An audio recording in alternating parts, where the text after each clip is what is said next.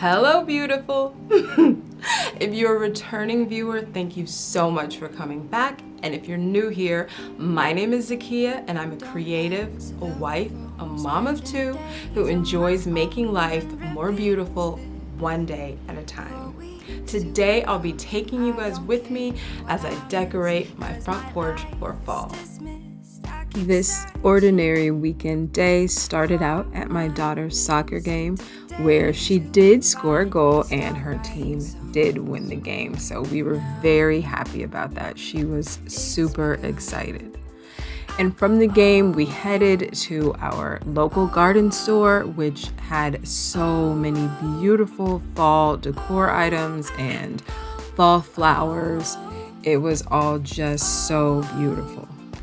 Of course, there were mums, the classic fall flower, and there were also these beautiful pansies in every color. They had blues and oranges and whites. And some of my favorite fall things to decorate with are the kales, and also something that a lot of people don't tend to think about to decorate with is the chards.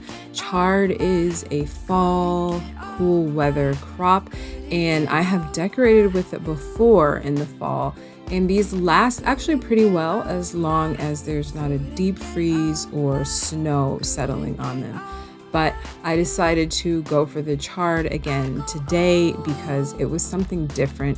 You don't really see very many people decorating with chard, and it's really very beautiful. It's not only delicious, but it is gorgeous, and some of these varieties are just incredibly beautiful. The colors are really bright and rich.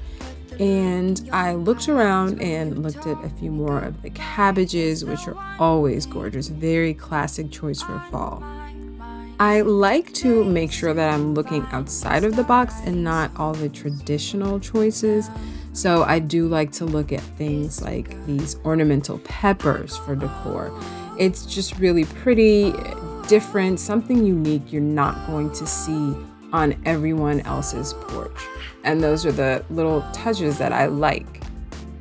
And not only did our garden center have beautiful flowers, they had this huge display of pumpkins and fall decor. There were wreaths in beautiful fall colors. You've got a lot of the sage greens. You have the yellows. They had different gourds.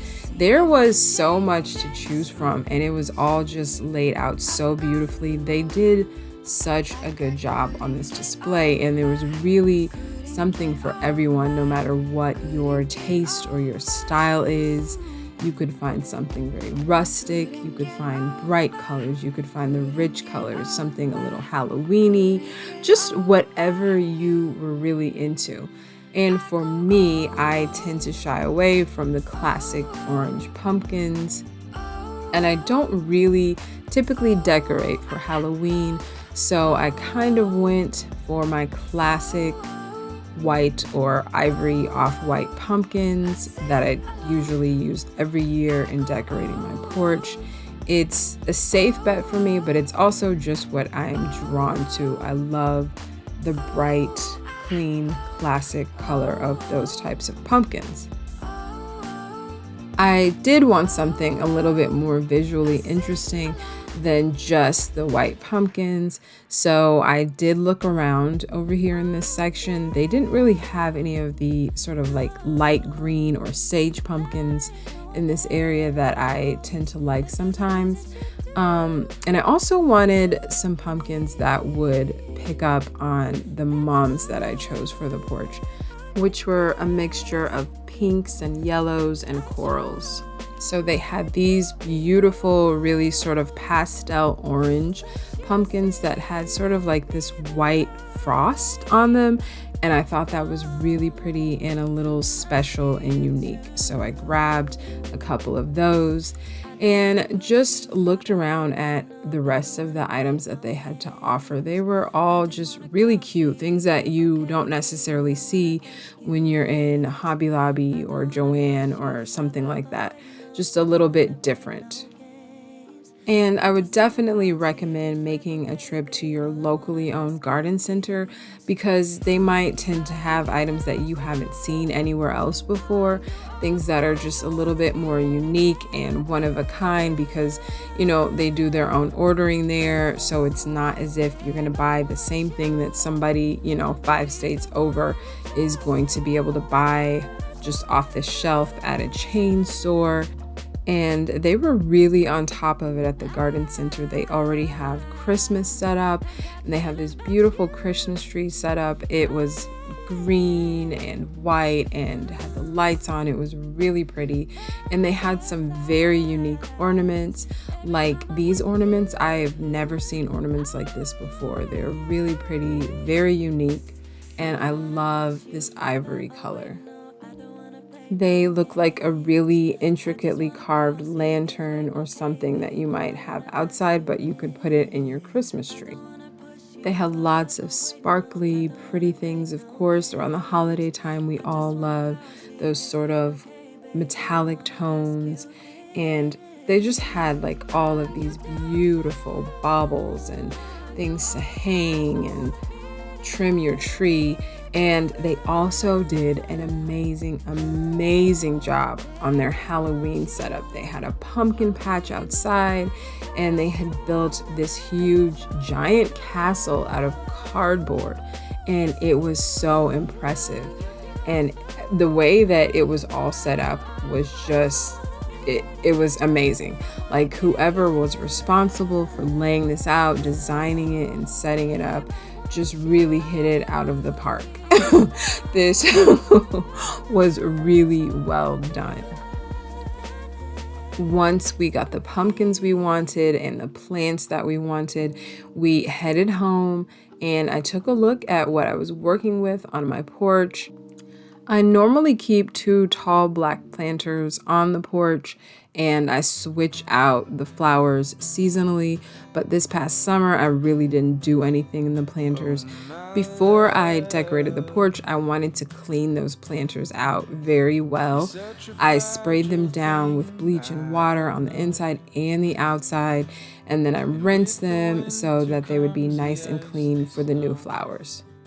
I bought these planters at Home Depot, I want to say 3 years ago, and I've been extremely happy with them. They're very durable, they don't blow over, and it can tend to be very windy where I live, so we've never had a problem with these blowing over or anything like that. As you can see here, I like to fill the bottom of these planters with empty water bottles because they're just so tall, and I don't want to have to fill that entire planter with soil. So I fill it with the empty water bottles first, and then I top that with soil. It's going to weigh a whole lot less, and it's also going to cost you a lot less than if you were filling that entire planter with potting soil. Mums are so short-lived, there's no point in taking them out of their original pot and transplanting them, so I just stuck the entire pot into my planter.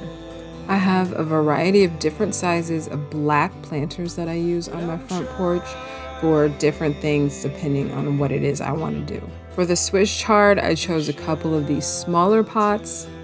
I just line the bottom inside of the pots before I put any soil in, just so they don't get clogged with soil or so that the soil doesn't come out of the bottom of the pots. And again, since this chard is not going to be here long term, I'm not filling the entire pot with soil, and I'm just going to stick the pots of chard right into these planters. This is where I'm going to leave you to enjoy the rest of the porch makeover, but before I go, as always, thank you so very much for being here. You guys always make me smile. I look forward to seeing you next time. Just feel the summer sun as it warms our bed.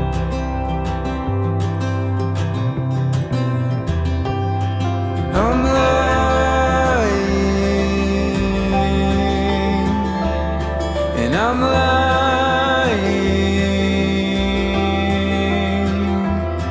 when I say I'm not afraid,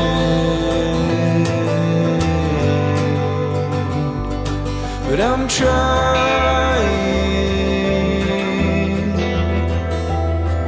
to shelter you from pain. And oh my love, the seasons come and they go, but I hope you know that I